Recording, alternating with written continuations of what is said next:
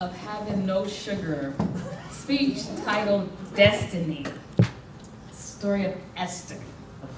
Esther is one of two women in the Bible given her own book. The other is Ruth.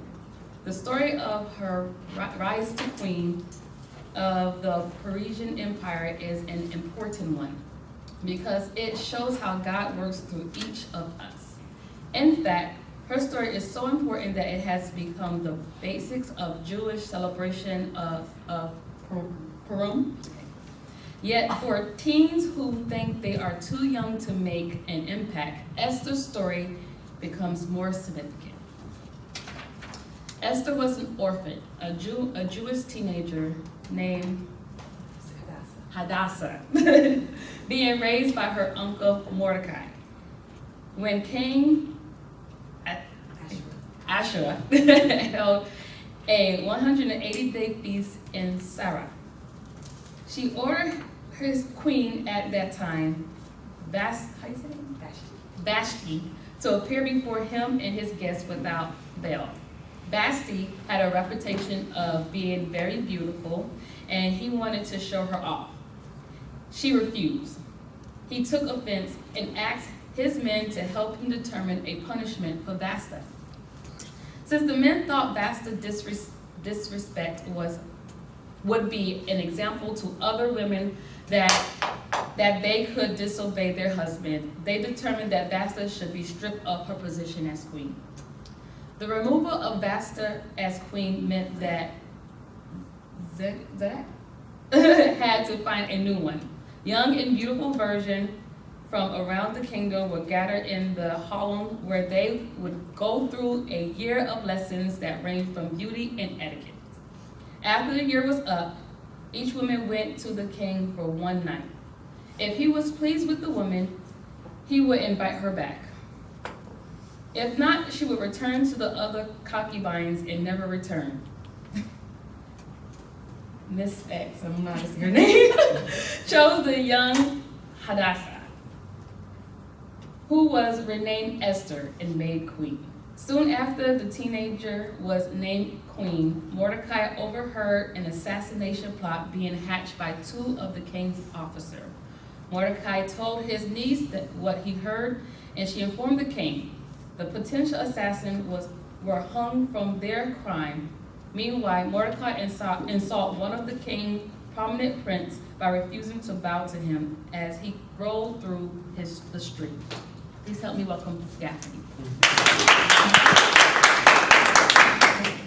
That was a mouthful of an introduction. This speech required that we give you the basis of the story. I want you to take a look at what's in front of you. We all have a mirror. I want you to look in that mirror. What do you see? I see destiny. Mordecai that day set the path of destiny for me, Esther, Hadassah, his niece. There were three powerful men that impacted my life. One was my uncle Mordecai, the other one was Haman, and the other one was Mr. Spectacular, my king, my husband. The good, the bad, and spectacular. The good, Mordecai. Mordecai raised me from a little girl because my parents died when I was very, very young. He took me in like his very own daughter. He taught me everything that I needed to know about my Jewish heritage. Mordecai let me know that our people were exiled, but our family decided to stay in the Persian Empire. We remained there in Persia, but my name was Hadassah. So Mordecai, as skillful and as clever and as smart as he was, he gave me a different name. He gave me my Persian name, and that is Esther, which means star. And then we have Haman. Haman was a full personality. Haman was prideful, and Haman hated my uncle Mordecai. And he hated Mordecai because Mordecai refused to bow before him when he paraded down the streets of Susa in the Persian Empire, just because he was the minister, the prime minister of that region. As a Jewish custom, we bow to no one. So that infuriated Haman. And from that point on, he was trying to figure out a way and a plot to kill my uncle Mordecai. And then there's Mr. Spectacular, my husband, King Asusa. One night, he was very restless in his sleep. So he woke up out of his rest and he went into the library where he began to read the Chronicles. There was an incident that took place that I made sure my uncle Mordecai's name got credit for it in the Chronicles. And that was when two men in the empire were planning to kill my very own husband. And Mordecai sent a message to me to say, Esther, you must let the king know that his life is in danger. So I alerted the king. And it was written in the Chronicles. So my husband summoned Haman. And he said, Haman, I've overlooked something, and I need you to help me with this as prime minister. Oh, Haman got big. His chest stuck out. And he knew the king was talking about him. So he said, Haman, there's a man that I forgot to honor. He saved my life once. What do you think we should do for a man that has done such a great thing for the king? Haman said, let's give him the king's robe.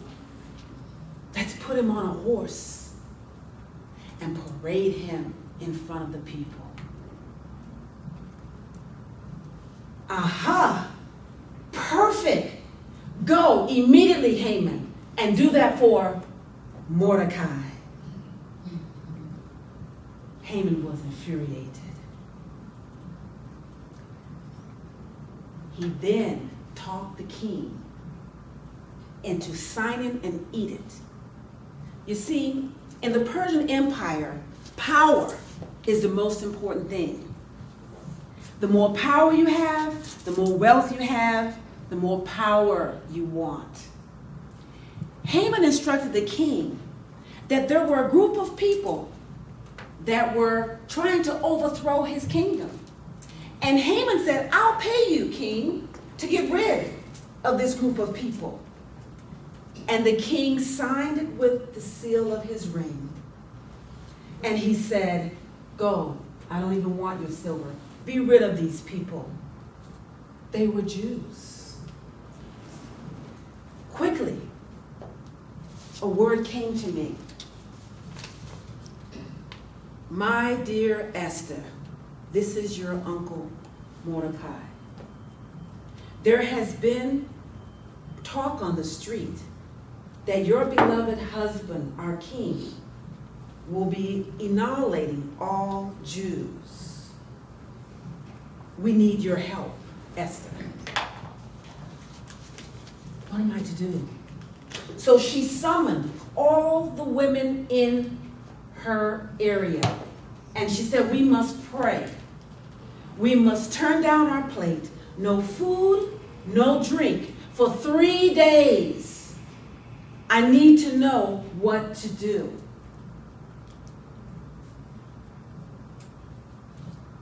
Mordecai responded back to her, Esther, what if you were brought to the kingdom for such a time as this? You can hide out in the palace all you want to, but God will surely raise up another one, and you will perish.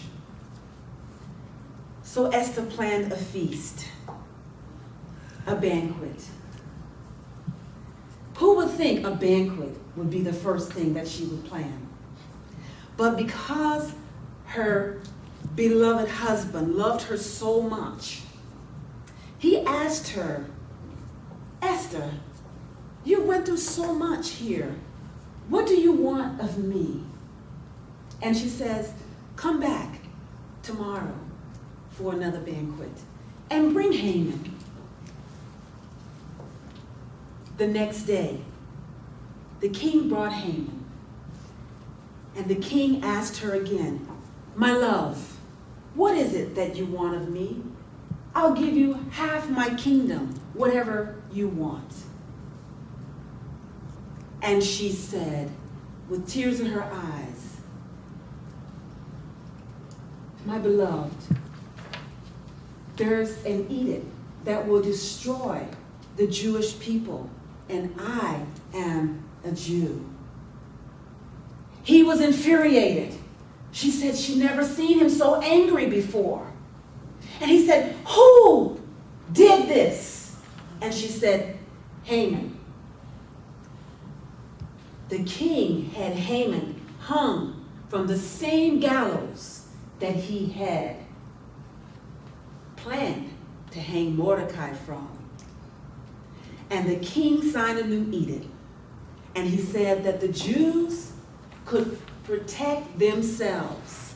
And whatever they plundered, they could keep. Because once a law is in place, it cannot be reversed. But they had the right to defend themselves. So Mordecai rose to prime minister, a Jew.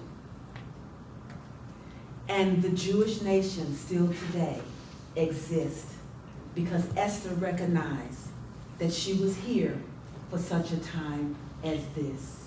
She understood destiny. I asked you earlier to look in the mirror. Perhaps you too are here for such a time as this. Toastmaster.